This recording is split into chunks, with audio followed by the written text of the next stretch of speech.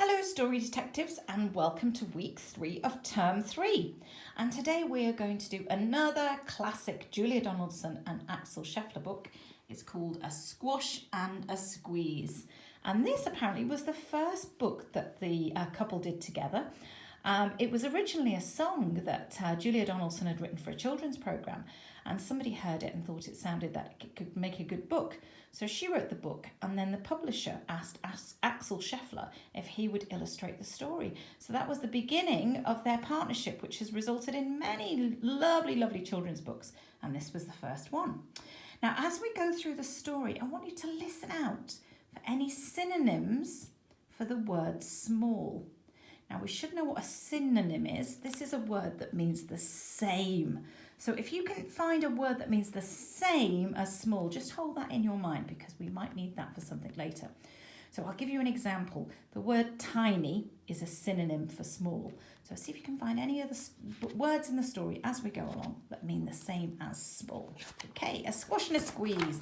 And it starts with this lovely repetitive pattern almost of all these animals. We have a cow, a goat, a pig and a hen, and it's just repeated. I wonder what that means. Here we start with a picture of a little old lady and some animals. Seemingly the cow is dancing on her table and the other animals look like they're dancing too. So what on earth is going on? Let's find out. A little old lady lived all by herself, with a table and chairs and a jug on the shelf. A wise old man heard her grumble and grouse. "There's not enough room in my house. Wise old man, won't you help me, please? My house is a squash and a squeeze." "Take in your hen," said the wise old man. "Take in my hen? What a curious plan."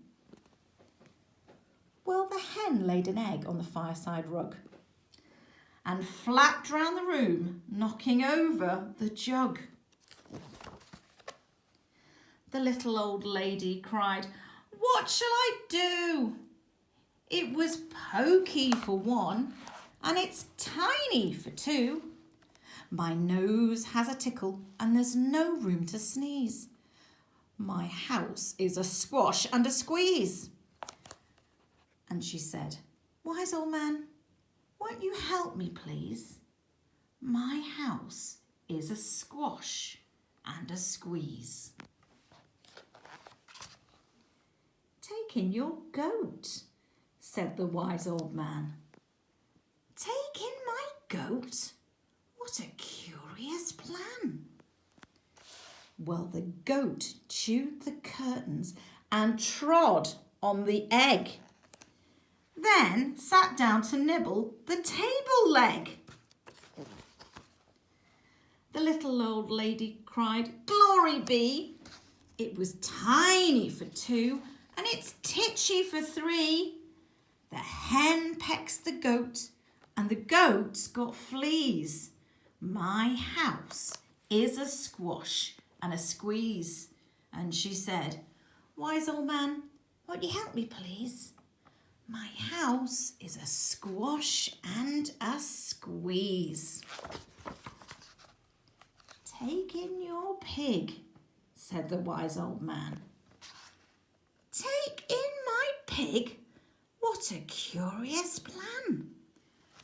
So she took in her pig, who kept chasing the hen and raiding the larder again and again. The little old lady cried, "Stop, I implore you. Stop, I implore. It was titchy for three and it's teeny for four. Even the pig in the larder agrees. My house is a squash and a squeeze." And she said, "Wise old man, won't you help me, please? My house is a squash and a squeeze." "Take in your cow," said the wise old man. "Take in my cow? What a curious plan." Well, the cow took one look and charged straight at the pig. then jumped on the table and tapped out a jig.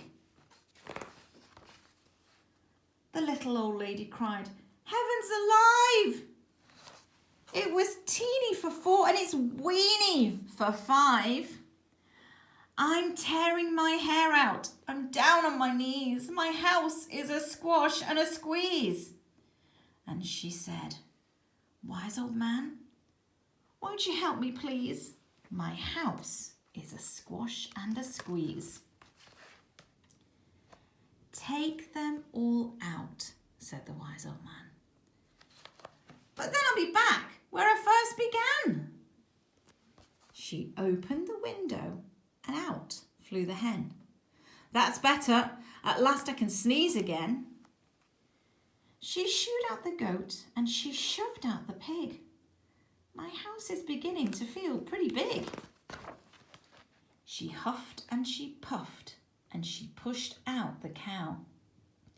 "Just look at my house. It's enormous now." "Thank you, old man, for the work you have done. It was weeny for 5. It's gigantic for 1. There's no need to grumble and there's no need to grouse. There's plenty of room in my house." And now she's full of frolics and fiddly-dees. It isn't a squash and it isn't a squeeze. She's full of frolics and fiddly-dees. It isn't a squash and it isn't a squeeze. The end. Oh, wasn't that lovely? That's one of my favourites. And I think as you read it, you can really tell that it used to be a song. Now, I will put a link to a video on YouTube of this, the story as a song. But you can see it's got that sort of repeated chorus of "my house is a squash and a squeeze," and then the repetition of "taking my goat" or "taking my hen, what a curious plan." So that gets repeated throughout the story. And I hope you could hear then some synonyms for the word small. And I think at the end you might have even heard an antonym for the word small. Let's just have a little tiny look again. It was weeny for 5. It's gigantic for 1. So now there we have a synonym, weeny for small, and an antonym, gigantic. That's the opposite of small. So tune back in for video 2, where I will explain the word of the week. Okay, thank you. Bye.